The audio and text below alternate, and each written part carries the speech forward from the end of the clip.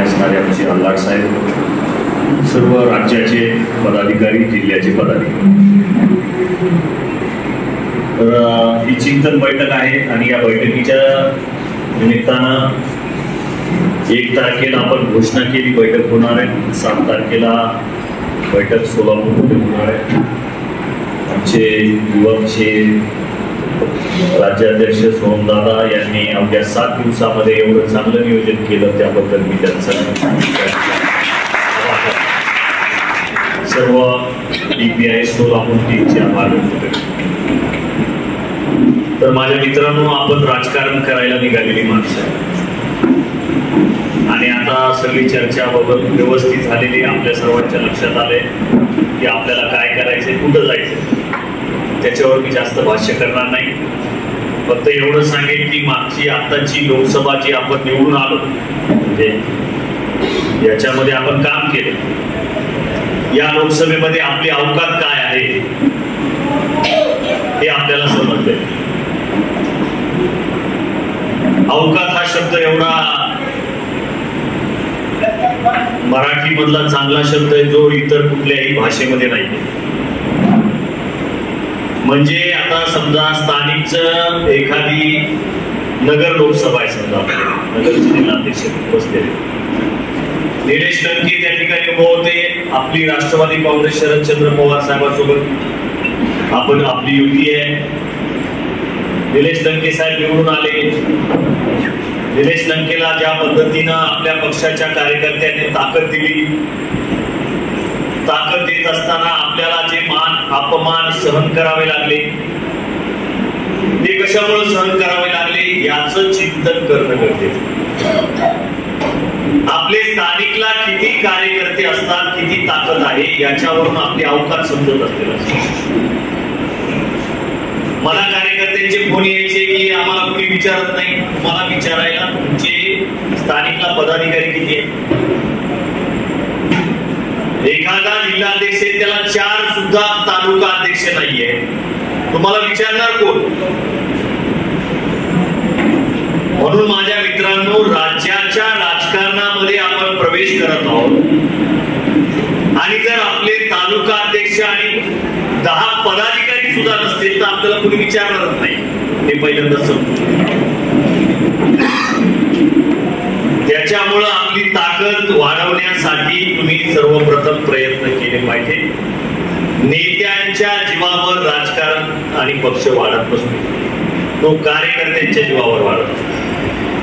नेत्यांचं काम करणं, नेतृत्व हे त्यांचं काम असतं, नेतृत्व करणं, प्लॅनिंग करणं.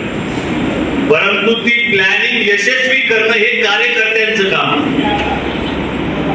म्हणून आगामी विधानसभेमध्ये जर आपल्याला चांगलं काम करायचं असेल तर आपलं संघटन वाढणं गरजेचं आहे. लक्षात ठेवा,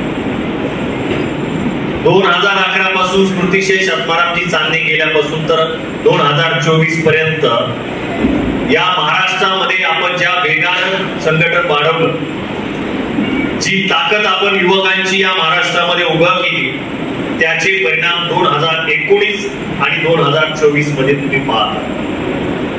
महाराष्ट्रामध्ये मातंग समाजाच्या अनेक संघटना काम करतात. या मातंग समाजाच्या संघटनांचे राजकारणातले हाल तुम्हाला पाहायला मिळत असतात. या लोकसभेच्या आणि विधानसभेच्या वादळामध्ये कुठं उडून गेले कुणालाही माहिती. म्हणून माझ्या मित्रांनो, प्रस्थापितांच्या नादी लागलं की प्रस्थापित हे पायदळी तुडवत असतात, हे लक्षात ठेवा. आपणही प्रस्थापितांच्या नादी लागलोय, आपण सुद्धा पायदळी तुडवले जाणार हे आम्हाला माहित आहे, लक्षात ठेवा. परंतु त्याच्या पुढचं पाऊल आपल्याला टाकावं लागेल की प्रस्थापित आपल्याला पायदळी तुडू शकतात. मग आपण प्लॅन बी काय केला पाहिजे, हा प्लॅन बी सुद्धा आम्ही तयार केलेला. जसं ऋषींनी सांगितलं की आपण लढलं पाहिजे, लढल्याशिवाय लढण्याची भाषा समजणार नाही, लढणार. मागच्या बैठकीमध्ये आपण सांगितलं की आपल्या पक्षाचं रजिस्ट्रेशन पूर्ण नाहीये, ते पूर्ण करण्यासाठी आपण प्रयत्न करत आहोत. ते रजिस्ट्रेशन शेवटच्या टप्प्यात.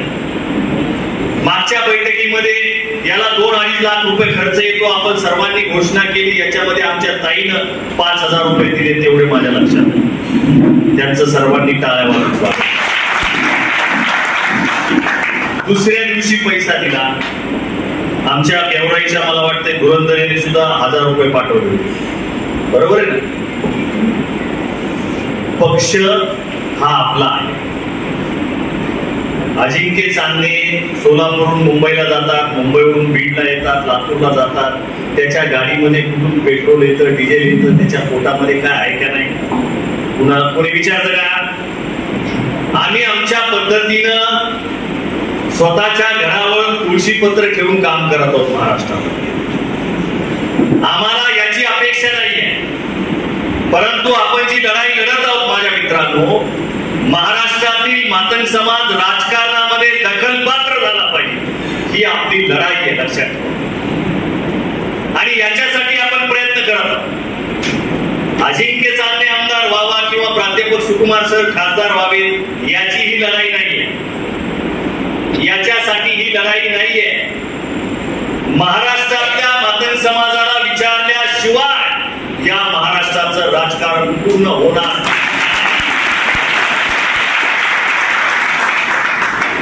याच्यासाठी ही लढाई आहे आणि याचे तुम्ही आम्ही सगळे शिलेदार. हे आपल्याला बांधून दिलेलं छोटंसं घर आहे आणि या छोट्याशा घराला आपण सगळेजण बांधत आहोत.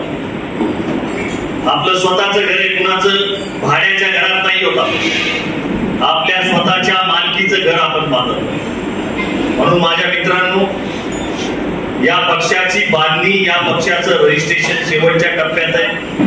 मी अजून आपल्याला विनंती करताय की पुन्हा एक फुलाची पाकळी आपण पक्षाचं रजिस्ट्रेशन करण्यासाठी पक्ष निधी म्हणून आपण केलं पाहिजे. जर तुम्ही केलं नाही तर मला नाही तर सरांना कुणाच्या समोर तरी भीक मागावी लागेल, कुणाच्या समोर तरी लोटांगण घ्यावं लागेल. मग जो सहारा देताय वो इशारा भी करताय. मान्यवर कायमशिरातीचं वाक्य की आम्ही जर कुणाचा सहारा केला तर तो आम्हाला इशारा पण करणार. आम्हाला कुणाचा सहारा घ्यायचा नाहीये. म्हणून हे पक्षाचं रजिस्ट्रेशन शेवटच्या टप्प्यात आहे. या रजिस्ट्रेशन साठी आपण सर्वांनी मदत करावी, पक्ष निधी गोळा करावा ही आपल्याला या ठिकाणी विनंती करतो. राहिला प्रश्न आगामी लोकसभा आणि झालेल्या विधान